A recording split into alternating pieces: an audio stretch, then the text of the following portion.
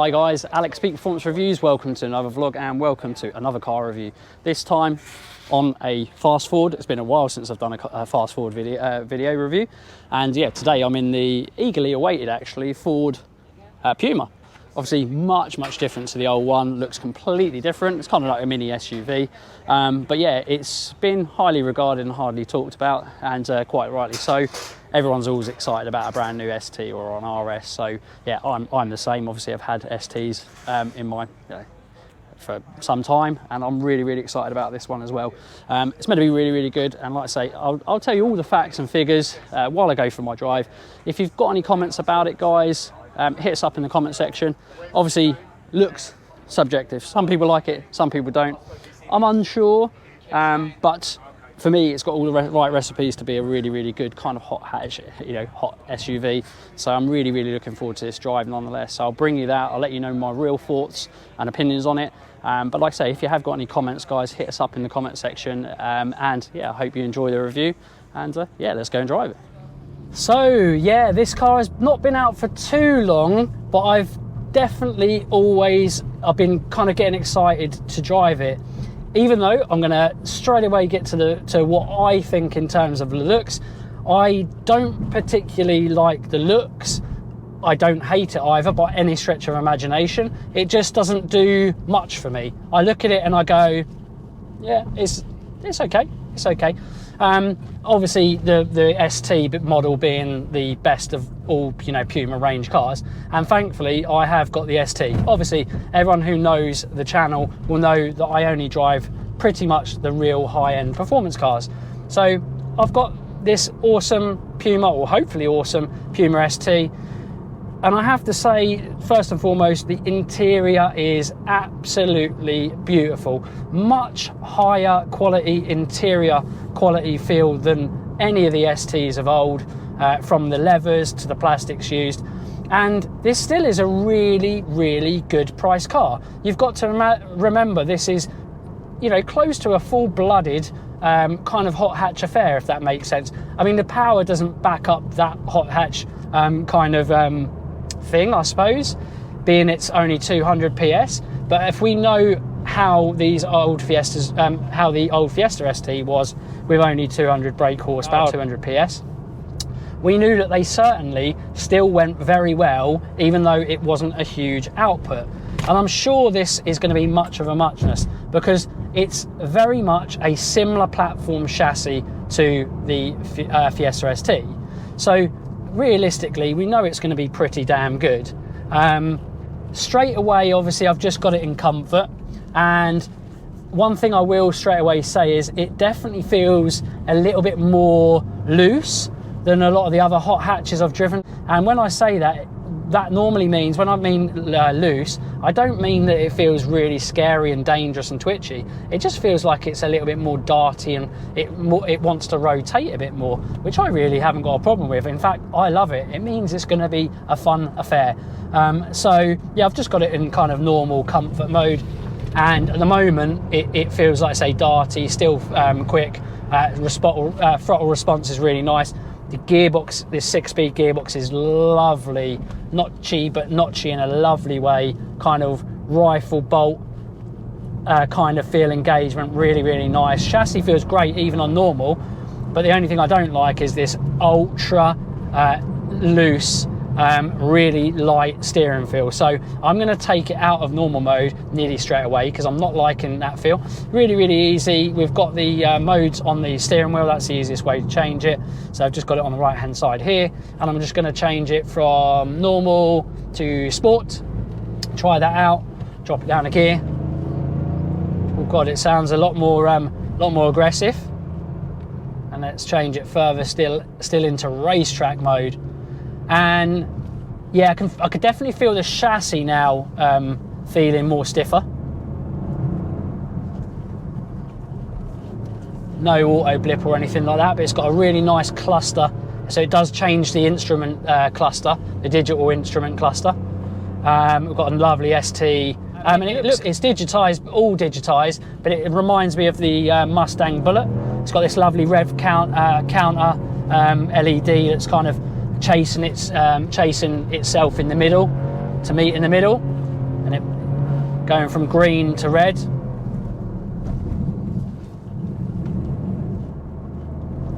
And yeah, it definitely still feels, it's still quite soft on the suspension, and the steering feel is still very light, which I'm not a fan of.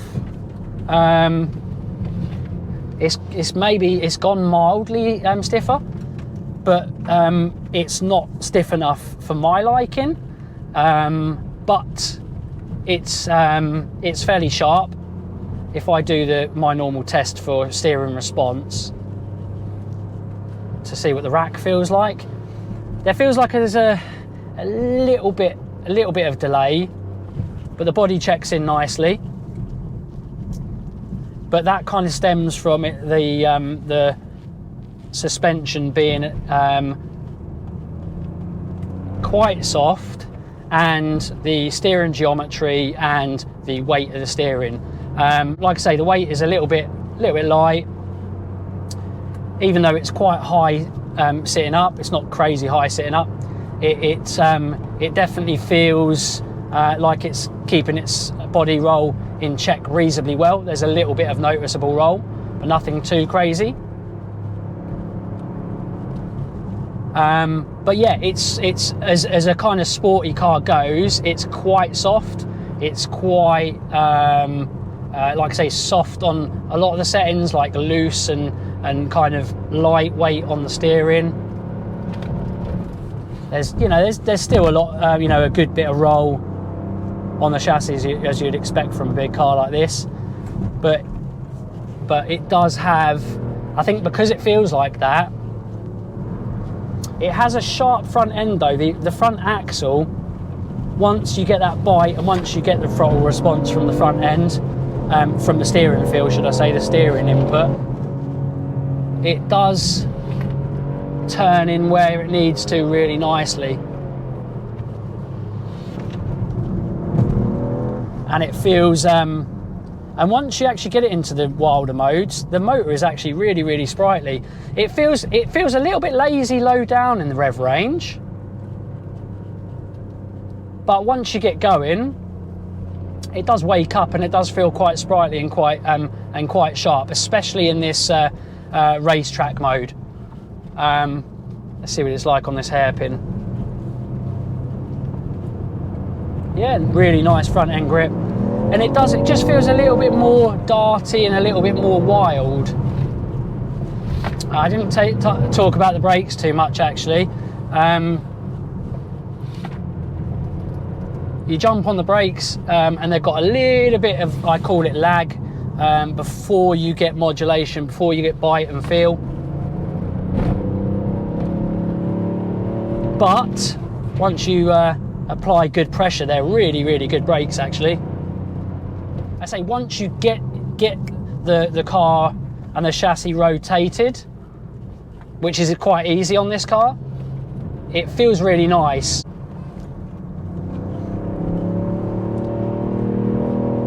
But you have got to ring the engine a little bit, I think. It's better higher up in the rev range, definitely. That comes down to engine response, and let's have a little look and how the turbo is matched to the engine. And then I suppose I'm probably blessed with driving too many 300 to 300 plus horsepower hot hatches. So, this does feel noticeably slower than some of the really fast hot hatches out there. But it still gets going, that's for sure. I'm not, it's not slow by any stretch of imagination. But I think to get it going, you need to get it in a third gear roll, and you need to be high up in the rev range before you get. It gets up and go. It gets up and goes after 3,000 RPM, and it has, reasonably good throttle response. But I think it does feel like you've got to ring it a little bit to get the most out of it. But it has a fun chassis, that's for sure. And it does have a proper mechanical limited slip differential, which is awesome. And you can feel that it does really, really bite. It does grip. You just get that body roll that just feels a little bit odd, that you have to get used to. But it is effectively like a small SUV. So you've got to expect that it will feel like that, because at the end of the day, the chassis up here is still not tall by any stretch of imagination, but because the centre of gravity, the cog, is higher than most hot hatches and most small low slung hot hatches, it is going to have a little bit more noticeable body roll. So for that reason, you've got to get used to it if you're used to something else, another hot hatch, a more very focused dynamic, stiffly sprung hot hatch. This is more kind of fun and softer. But I think for that reason, it would be a fun, nice daily. I have to say. And what I do like about it is you don't have to necessarily drive fast for the chassis to feel fun. And that is what I like. I do like that. So you can be going 20, 30 mile an hour and pushing it medium, mildly, and it still feels like it's, the chassis and the front end's darting around and biting and doing clever little fun things. And for that reason, I do really like it. It has a lot of character. I wouldn't mind a little bit more power, maybe taking somewhere like Mountain Tune and getting a stage 1, stage 2 remap. And I think this would come alive with a little bit more boost pressure out of the factory turbo, definitely. But it's a really fun, let's give it a really good push around here. Yeah, you can feel it wanting to rotate. Yes, that's it. That's what we like to see. Go on, Puma ST. And it's making me smile now. Now as we push it a little bit more, yeah. This is what ST, the guys who make these STs, yes, this is what they do to perfection, or close to perfection. It isn't the best all-round capable sports car that is circa £30,000. They're actually just under 30, which by today's standards is actually, in my opinion, pretty cheap. So you get a lot of toys for your money, and like I say, the interior quality is really nice. Again, for a circa £30,000 car, you're getting a lot of car for the money, and for this money and for what it does, like I say, it keeps you in comfort.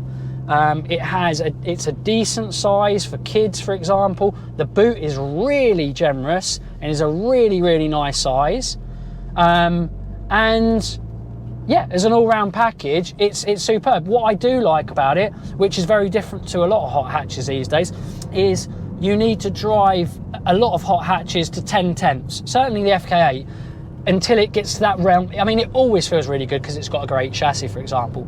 But to really enjoy it and for it to give you a massive smile when you come back in after a driving one, you have to drive it 10 tenths or 9 tenths, and then you come in, you're beaming.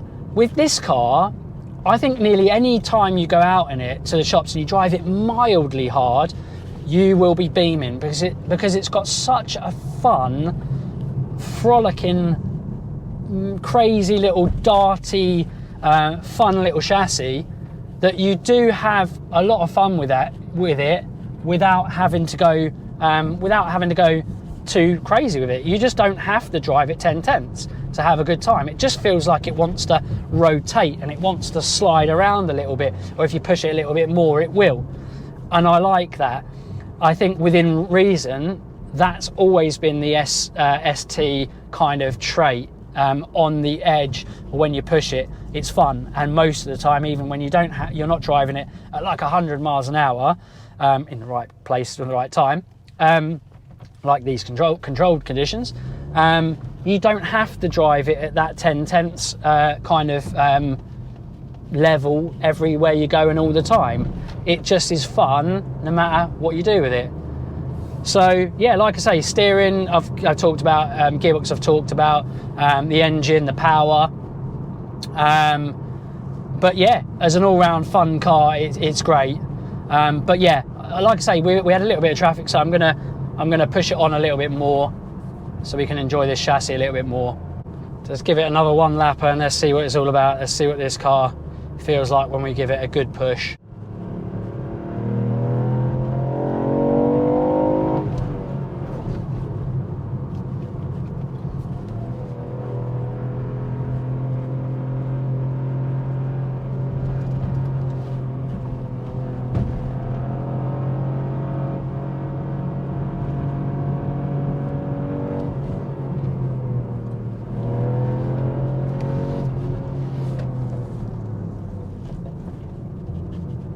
can feel the diff working, and there.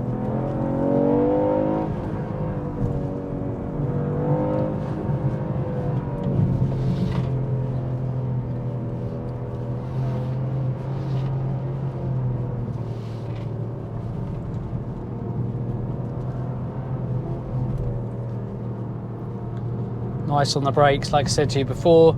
Need to get a bit more modulation on, so it takes a little bit before it digs and bites.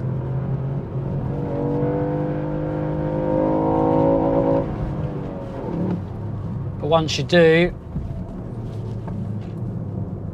it feels good. And the diff really works well.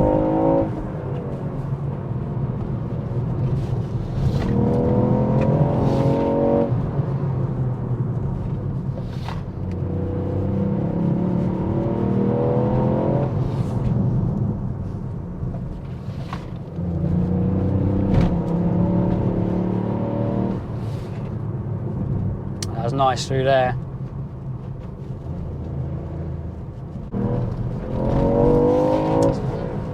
Woohoo! Nice over the top of that crest. Get the braking done, turn in, clip this apex. Nice, nice, nice. Bit of heel and toe.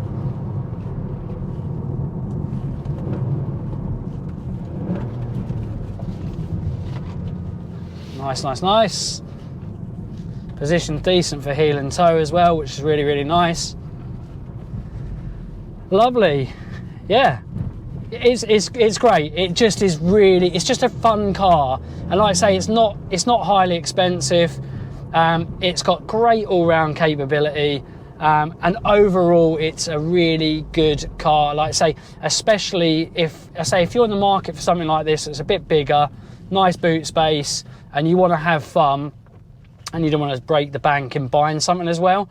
It does tick a lot of boxes, and I tell you what, Ford never often do a poor chassis that isn't fun and entertaining, and this is a really, really fun, entertaining chassis. It's like what I said before, and I kept saying, but it is so true. The good thing and the thing I like about this car is you don't have to be 10 temps. You don't have to be really pushing this car hard to have fun. Even if you're kind of going 50% all in, it just feels so playful and fun at that level, which is why I think a lot of the time most of the time you'll enjoy this car, even if you're not going out to be out on track or you know, out driving really, really hard, getting to yourself in situations where you might get, you know, your points on your license. So yeah, overall it's a really, really good car, and yeah, I've really enjoyed driving it as well. Guys, if you've got any questions, anything specific, hit us up in the comment section.